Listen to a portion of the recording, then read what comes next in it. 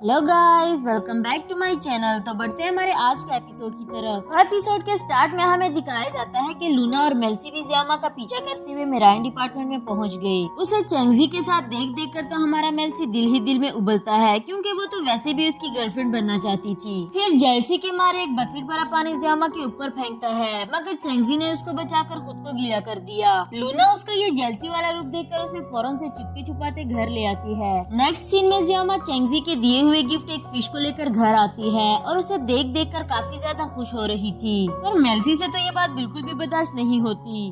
वो कहता है, मैं इतना हैंडसम मेरमेड तुम्हारे सामने बैठा हूँ और तुम कब से इस छोटे से फिश की तारीफ कर रही हो। ज़ियामा कहती है, तुम जितनी मर्जी बकवास कर लो, मैं तुमसे नहीं लड़ूंगी, क्योंकि आज मेरा मूड बहुत अच्छा है। वो फिश को लेकर अपने रूम में जाती है और मेल्सी भी उससे आर्गुमेंट करता करता उसके पीछे चला गया। ज़ियामा ने तो डोर अंदर से लॉक कर दिया, मगर बेचारा मेल्सी बाहर ही खड़े अपना गुस्सा दिखा रहा था। दूसरी तरफ लूना भी इसकी जेलसी का असल माजरा समझ गई थी। फिर जैसे ही ज़ियामा ने डोर ओपन किया, उसने मेल्सी को अंदर धकेलते हुए दोनों को रूम में बंद कर दिया। अब लूना ने डोर तो ओपन करना नहीं था, तो ये दोनों बेड पर सोने के लिए भी लड़ने लग जाते हैं। काफी लड़ने के बाद दोनों ने बेड को शेयर कर लिया।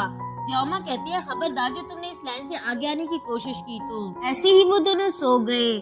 रात को काफी तेज बारिश होती है, जिससे ज़ियामा को डर लग रहा था। ये बात मेल्सी ने भी नोटिस की। उसको अपना हाथ देते हुए कहने लगा, डरो मत, मैं तुम्हारे साथ हूँ। ऐसे ज़ियामा उसका हाथ पकड़कर सो गई।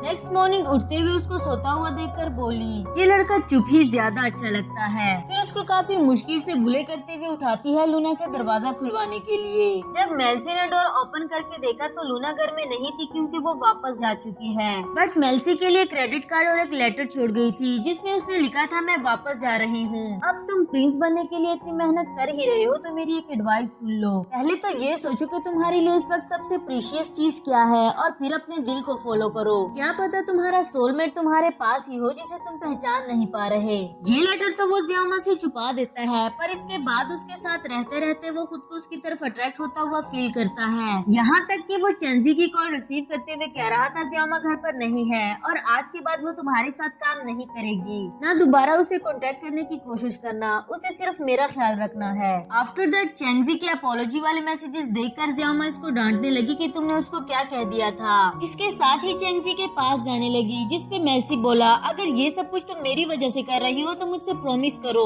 कि मेरा मिशन कंप्लीट होने के बाद तुम मुझसे कभी नहीं मिलोगी। इस पे ज़ियामा ने भी प्रॉमिस कर लिया। फिर मेल्सी ब्रेव बनकर डायरेक्टली चेंजी के पास जाकर उसे 3 किसेस कर देता है, ताकि ये किस्सा ही खत्म हो जाए। और अनफॉर्चुनेटली उसके ऊपर पानी गिर गया और ज़ियामा फौरन से उसे वहाँ से ले जाती है। चेंजी को शक हो गया कि हर बार ये पानी से बचने की कोशिश करता है। खुद से बोला, तो फाइनली मैंने तुम्हें ढूंढ ही लिया। यहाँ ज़ियामा मेल्सी पर गुस्सा करती है कि तुम्हारी बेवकूफी की वजह से तुम्हारी टेल दिख जाती और ये लोग तुम्हें उठाकर सिनेरियो केस में रख देते। मेल्सी बोला, मुझे इससे कोई फर्क नहीं पड़ता, मेरा मिशन कंप्लीट हो गया, बस आज के बाद तुम मुझसे कभी नहीं मिलोगी। उसकी ये फिजूल बातें सुनने के बाद ज़ियामा नाराज हो गई और मेल्सी को लूना की बात याद आने लगी कि इस वक्त मेरे लिए सबसे प्रीशियस कौन है। तभी वो ज़ियामा से प्रॉमिस करता है कि फ्यूचर में केयरफुल रहेगा और लूना के दिए हुए कार्ड से उसको शॉपिंग करवाने का कहता है। अगले ही सीन में दोनों शॉपिंग पर जाते हैं। काफी मस्ती मजाक, घूमना फिरना और मजे मजे का खाना खाते हैं। इन सब के बाद मेल्सी सैड होकर बोला,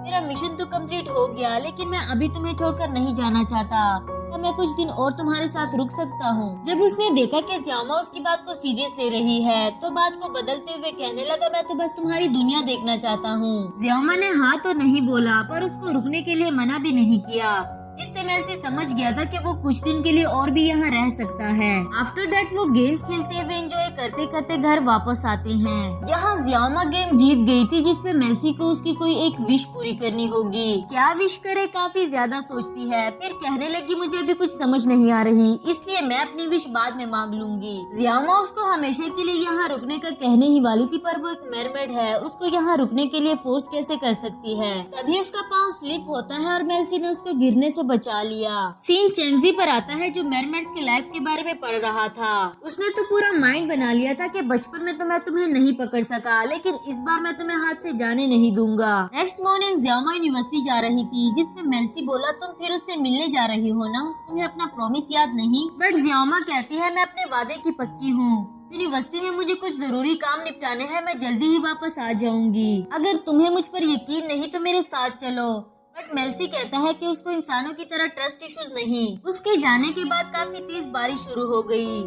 इस पे मेल्सी सोचने लगा कि क्यों ना उसके लिए अम्ब्रेला ले जाकर उसको इम्प्रेस किया जाए। बारिश में जाने से उसकी टेल नजर आने का रिस्क तो है, पर ऐसा प्यार ही क्या जिसमें रिस्क न उठाना पड़े। फिर खुद को अच्छे से कवर करते हुए अम्ब्रेला लेकर घर से निकल आया। इधर जियामा चेंगजी को अपना रिजाइनेशन लेटर देती है। तभी वो चेंगजी के बारे में पूछने लगा। जियामा बताने लगी कि मेल्सी उसका कजन है जो कि अब्रॉड में पला बड़ा था। उसके किसिस को माइंड मत करना, ये तो बस उसके ग्रीटिंग करने का स्टाइल है। ये कहते ही जियामा बाहर आ जाती है जहाँ काफी ज्यादा बारिश हो रही थी।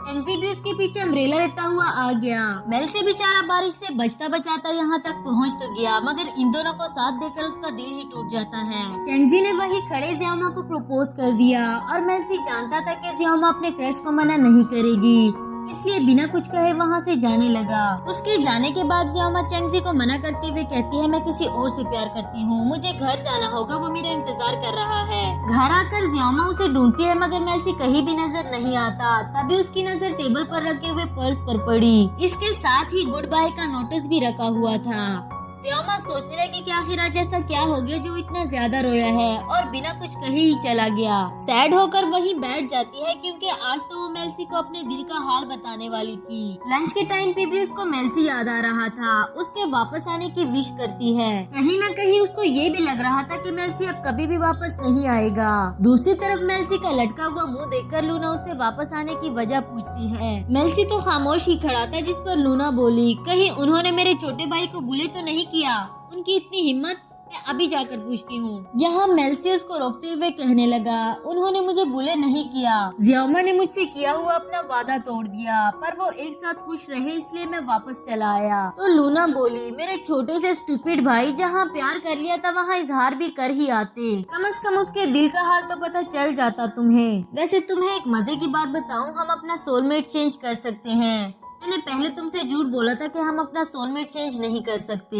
ये सुनकर मेल्सी वहाँ से भागने लगा। सीन शिफ्ट होकर जियामा पर आता है जो मेल्सी का स्केच बना रही थी। तभी मेल्सी स्केच लेकर उसे टीज करता है, मगर जियामा तो अब नाराज थी क्योंकि वो कुछ कहे बगैर चला गया था। मेल्सी उसको सॉरी करते हुए कहता है कि तुमने भी तो अपना वादा तोड़ दिया था। मैं कितना रिस्क लेकर तुम्हारे लिए अम्ब्रेला लेकर आया था, पर तुम्हें उसके साथ देकर मुझे यहाँ से जाना ही पड़ा। उसके लिए इतना बड़ा रिस्क लिया था। ये सुनकर तो जियामा उसको जोरों से हक कर देती है। अपॉलजी करने के साथ साथ मेल्सी उसके लिए गिफ्ट में एक बाईसाइकिल भी लाया था, जिस पर वो दोनों ही यूनिवर्सिटी में राइड लेने लगे। जियामा को तो उसके साथ इस फनी बाईसाइकिल पर राइड करते हुए काफी गुस्सा आ रहा था। तभी गार्ड को आता देखकर मेल्सी जियामा का हाथ पकड़कर भागने लगा, क्योंकि वो यूनिवर्सिटी में दीवार से चढ़ कर आया था। रूम में भागकर खुद को एक चादर में छुपा लेते हैं, मगर अनफॉर्चुनेटली थोड़ी ही देर में वहाँ क्लास स्टार्ट हो जाती है और इन दोनों को वहाँ से भी भागना पड़ा। नेक्स्ट सीन में वो जियामा के साथ पजल गेम खेलता है, जहाँ वो गेम खेलते खेलते सो गई थी और मेल्सी ने उसको सोते हुए किस कर दिया। जियामा को थोड़ा अजीब तो लगा, मगर अब वो भी तो मेल्सी को पसंद करती है।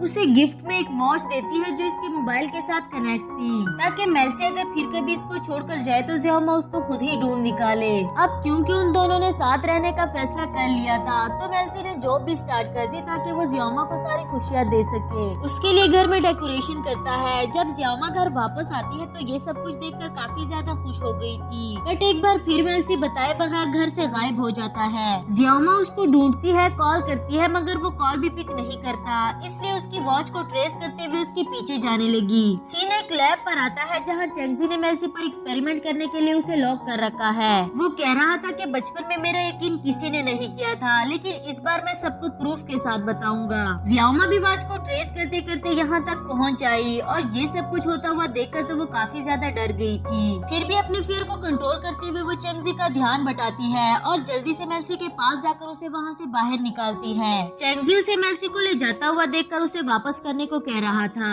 बट जियामा उस पर गुस्सा करते हुए कहती है कि मैं कभी भी मेल्सी को तुम जैसे जानवर के हवाले नहीं करूँगी। मेल्सी भी जियामा को वहाँ से जाने का कह रहा था, मगर जियामा उसे वहाँ अकेला नहीं छोड़ना चाहती। किसी भी तरह चेंगजी को चकमा देते हुए वो दोनों बाहर निकल आए। यहाँ जियामा उसे रोते हुए कहती है, तुम अपनी दुनिया में वापस चले जाओ और फिर कभी भी यहाँ लौट कर मत आना। पर मेल्सी तो उसके लिए ये सब कुछ बर्दाश्त करने को तैयार था, वो वापस नहीं जाना चाहता। वहाँ से बाहर निकलने के लिए इन दोनों के पास और कोई रास्ता नहीं बचा, इसलिए मेल्सी उसको हक करके खुद पर ट्रस्ट करने को कहता है। फिर उसकी आंखों पर हाथ रखकर दोनों ही समुद्र में कूद पड़े, जहाँ मेल्सी जियामा को सेफली लैंड पर पहुंचाकर हमेशा के लिए गायब हो जाता है। जियामा उसके जाने पर काफी ज्यादा रोती है। यहाँ चेंगजी को भी उसका प्लान चौपट हो जाने पर काफी ज्यादा गुस्सा आ रहा था।